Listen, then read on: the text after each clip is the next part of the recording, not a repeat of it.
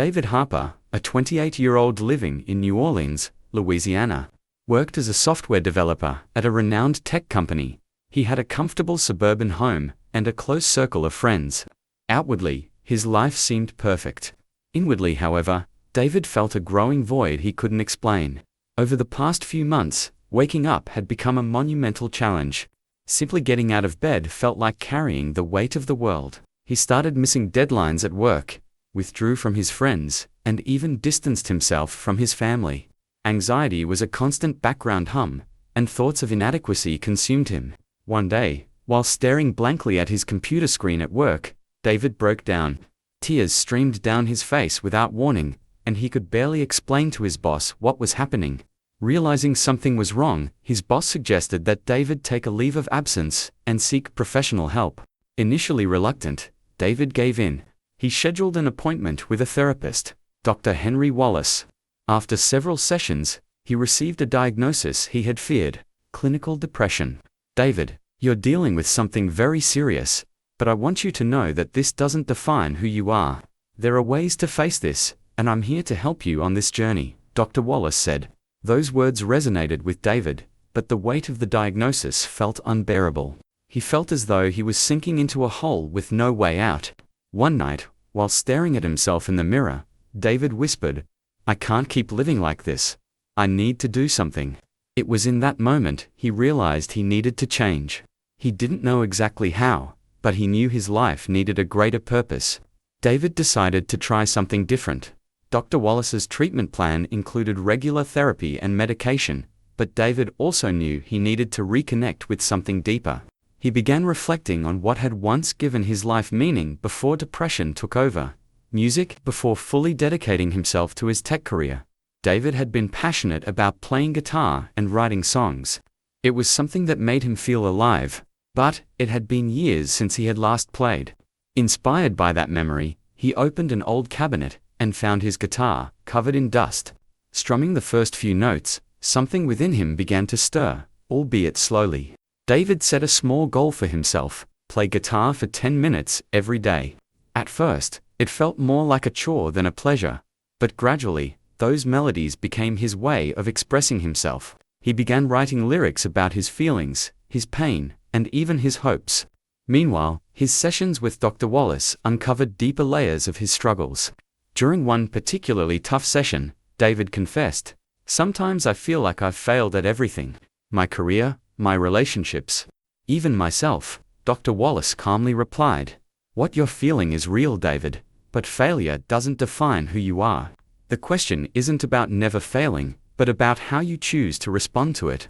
Those words stayed with David. He began to understand that his depression wasn't something he could fix all at once, but rather a journey of confronting and accepting it. One day, while walking through a local park to clear his mind, David stumbled upon a small group of musicians playing outdoors. It was a garage band performing folk songs, and they welcomed anyone who wanted to join. Summoning a courage he didn't know he had, David asked if he could play a song. Sitting on an improvised bench, he performed a song he had written weeks earlier. The lyrics spoke of darkness and light, and how hope sometimes felt like a fragile thread. When he finished, the audience applauded, and one of the musicians, a young woman named Emma, approached him. "That song was beautiful. Did you write it?" she asked with a genuine smile. Surprised by the positive reaction, David nodded. For the first time in months, he felt pride. Emma invited him to join the group for future sessions, and David agreed. Gradually, he began emerging from his isolation, rediscovering the joy of creating and sharing. Despite his progress, not every day was easy. There were times when David relapsed, feeling trapped once again by the weight of depression. On one such day, he cancelled plans to meet with the music group. Emma, concerned, showed up at his house, unannounced, with coffee and a guitar. "You don't have to go through this alone, David. We're here for you," she said. Her presence reminded him he wasn't as alone as he thought. David realized he needed to let others in, even on the difficult days. David started attending the group's gatherings regularly. These moments became a beacon of light in his life, a space where he could be himself without the pressure to hide his emotions. Slowly, he developed a deeper connection with Emma, the young woman who had initially encouraged him. She was a visual artist who understood the weight of battling insecurities and anxiety, something David deeply admired. One evening, after a rehearsal, Emma invited him to a charity art exhibition, where her paintings would be featured. Hesitant at first, David decided to go. The exhibition was held at a community center that also supported mental health programs. There, David discovered that most of Emma's artwork focused on personal growth and overcoming emotional struggles. One painting, in particular, caught his attention. It depicted a dark figure seemingly trapped in a deep hole, but with a small plant blooming at the edge of the pit. The title of the piece was Rebirth. David asked Emma what had inspired her, and she replied, "I think we all have moments when we feel at rock bottom. But even in those dark places, there's potential for growth, if we allow it." Her words lingered in his mind. In that moment, he realized his music had the potential to inspire others, just as Emma's art did. A few weeks later, the music group was invited to perform at a charity event for mental health awareness. David hesitated. While he had grown comfortable playing for small gatherings in the park, the thought of performing for a larger audience made him nervous. He wasn't sure he could handle the vulnerability of sharing his deeply personal compositions. Emma noticed his hesitation and encouraged him. "Your music is special, David. It can reach people who need to hear exactly what you have to say. Don't think of it as a performance, think of it as a chance to connect." Convinced, David accepted the invitation. On the night of the event, anxiety consumed him. But as he stepped onto the stage, something shifted. He began to play one of his most emotional songs, Light in the Darkness, which he had written during his darkest days. As he played, he noticed the audience deeply engaged. Some people shed quiet tears, while others seemed captivated by his lyrics. When he finished, the room erupted in applause, and several attendees approached him afterward to share how his music had touched their lives. "I saw myself in your lyrics. Thank you for sharing this," one young woman told him. For the first time, David felt that his pain had a purpose and that he wasn't alone in his struggles. David felt something he hadn't experienced in a long time: purpose. He began to realize that his journey through depression wasn't just a personal struggle, it was something he could use to help others. After the event, David received an invitation to record some of his songs at a small independent studio that supported local artists. While the idea initially scared him, he decided to accept, viewing it as another opportunity to challenge himself and grow. In his therapy sessions with Dr. Wallace, David shared how music and the connections he had formed were helping him cope with his depression. "Not every day is easy, but now I feel like I'm living instead of just existing." Dr. Wallace smiled, pleased with David's progress. "Remember, David, healing isn't linear, it's an ongoing process. What matters is that you keep moving forward, even on the tough days." With the invitation to record his songs, David embarked on a new chapter of his life. At first, he felt out of place in the professional environment. The thought of sharing his deeply personal compositions with a wider audience was intimidating. But Emma and the other musicians from the group stood by his side to support him. In the studio, David recorded 3 deeply personal songs, including Light in the Darkness. The experience was transformative. During the recordings, he found himself reliving his darkest moments. But this time with a new perspective, one of resilience and growth. The songs were released on digital platforms without much expectation. However, something unexpected happened. His raw, heartfelt lyrics began to resonate with people facing similar struggles. Messages poured in from across the country, thanking him for putting into words emotions that many couldn't express themselves. Inspired by the overwhelming response, David decided to do more than just share his music.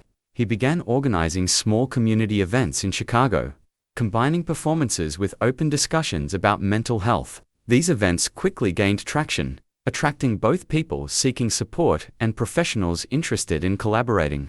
Emma suggested formalizing these gatherings into a structured organization.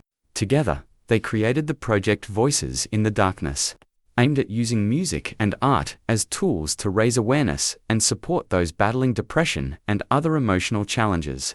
David started working closely with therapists, musicians, and artists to expand the project's reach. One of the most impactful moments came when he received an email from a young woman named Sophie, who had found the courage to seek help after hearing his songs. "Your words saved me," The message read. These stories reinforced David's belief that he was on the right path. Despite his growing confidence, David still faced tough days. Depression hadn't completely disappeared, and he knew it was part of the process. On difficult days, he leaned on the strategies he had learned in therapy, and the support of Emma and the music group. In a candid conversation with Emma, he admitted, "Sometimes, I'm still scared, I'm not good enough, that I won't be able to sustain this change." Emma took his hand and responded firmly, "David, no one is perfect. You don't have to be. What matters is that you're here, trying, and that's already a victory." Her words reminded him that progress wasn't a straight line, but a journey filled with ups and downs. Voices in the Darkness began gaining national attention. David was invited to speak at a mental health conference in New York, where he shared his story on a panel. His speech moved the audience, especially when he said, "My depression isn't my identity, it's part of my story. And today, I choose to use that story to create something that helps others." After the event, he was approached by several people interested in collaborating, including mental health organizations eager to bring the project to other cities. On the one-year anniversary of Voices in the Darkness, David organized a major charity event in Chicago. During his performance, he debuted a new song called Rebirth, inspired by Emma's painting that had shifted his perspective months earlier. As he finished the song, he looked out at the crowd and saw people hugging one another, some crying, others smiling. He realized that his journey, though filled with challenges, had become a beacon of hope for many. After the show, Emma joined him on stage, embracing him and whispering, "I'm so proud of you." In that moment, David felt something that had seemed unattainable for so long: peace. He had not only overcome the darkness, but found a purpose that gave his life profound meaning. The charity event in Chicago marked a high point in David's journey. The debut of Rebirth became a powerful symbol of his transformation, both personally and as an advocate for mental health. After the event's success, Voices in the Darkness gained even more visibility.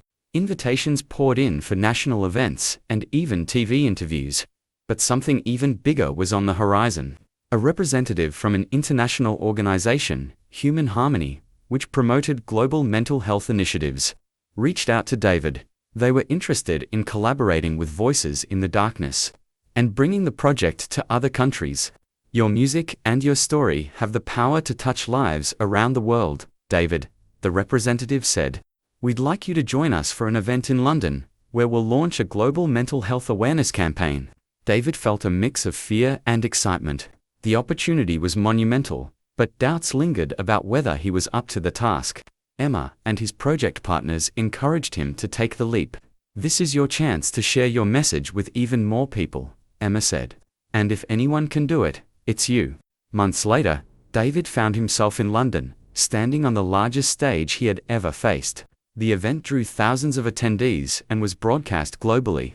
During his presentation, he shared his story once more, this time focusing on the collective impact of art and mental health advocacy. He spoke about how music had helped him express emotions that words alone couldn't capture, and how art could serve as a bridge to healing. After his speech, he performed Light in the Darkness and, for the first time, an extended version of Rebirth, featuring Emma and other musicians. The audience was moved to tears, and the response was overwhelming. As he stepped off the stage, David was met with applause from organizers and participants. Emma was there, tears streaming down her face. "You did it, David. You not only faced your pain, you turned it into something that's helping millions of people." David hugged her, feeling the weight of her words. For the first time, he not only believed in his transformation, but fully embraced the person he had become. After the event, David was approached by a young man named Marcus. He was a fan of David's music, and had traveled a long way to attend the performance. With tears in his eyes, Marcus shared, "I thought I was alone. I thought no one understood what I was feeling. But when I heard your songs, I felt like someone finally got it. You saved my life." Those words brought David a moment of clarity. His struggle hadn't been in vain. He understood that his mission wasn't just to cope with his own pain, but to continue being a voice for those who needed hope. Rebirth became a global anthem for mental health. David was invited to collaborate with musicians and artists on charity projects and became an ambassador for several organizations working to end the stigma surrounding depression. More importantly, Voices in the Darkness flourished. The project now included workshops, online support, and a network of volunteers in cities worldwide. David devoted his life to keeping the message alive, that healing was possible, even in the darkest moments. Years passed, and David Harper became a global symbol of resilience and hope. Voices in the Darkness expanded to over 20 countries, with thousands of volunteers helping people find strength and meaning amidst emotional struggles. David's music continued to inspire, and he occasionally released new works, each carrying profound and heartfelt messages. David's journey had an impact far beyond music. He began collaborating with governments and NGOs to develop public policies for mental health. He also wrote an autobiography titled Rebirth: My Journey from Darkness to Light, which quickly became a bestseller. The book was an honest account of his battle with depression and a guide for those seeking their own paths to recovery. David never lost sight of what mattered most: personal connections. He and Emma married in an intimate ceremony held in the same park where he had first played with the music group, surrounded by friends, family, and members of Voices in the Darkness. The moment symbolized how much David had grown and found happiness, where there had once been only pain. During an interview on a major TV program, David was asked how he viewed his life now. He answered with a serenity that came from his experiences. Depression was one of the hardest things I've faced, but it also taught me the importance of seeking help, connecting with others, and never giving up. If someone had told me years ago that I'd use my pain to inspire so many people, I wouldn't have believed it. But today, I know that even the darkest days can lead to something extraordinary. This message resonated deeply with everyone who heard him. David never pretended he no longer faced challenges. He understood that mental health was a continuous journey, which made him even more relatable to his audience. Voices in the Darkness became more than a movement. It became a legacy. Educational institutions began adopting programs developed by the organization, bringing art and music to young people who needed creative outlets for expression. Support networks were established in underserved communities, ensuring no one had to face the darkness alone. David also started supporting young musicians and artists, offering scholarships to those who wanted to use their art as a means of healing and expression. He often said, "Everyone has a voice, even if it's hidden. Our mission is to help those voices find their way." On a quiet day, David sat on the porch of his home, watching the sunset. Beside him, Emma painted a new piece, while their children played in the yard. He held a guitar in his hands, composing a new song. The scene was simple, yet filled with meaning. He knew he would still face hard days, but he also knew he had the tools, the people, and the strength to face them. His life had become a testament to the fact that, with courage and support, it's possible to turn pain into purpose. David Harper had found his light in the darkness, and, in the process, had ignited the flame of hope for millions. This story reminds us that even in the darkest moments, there is potential for growth and transformation. Pain does not define us. What we choose to do with it does.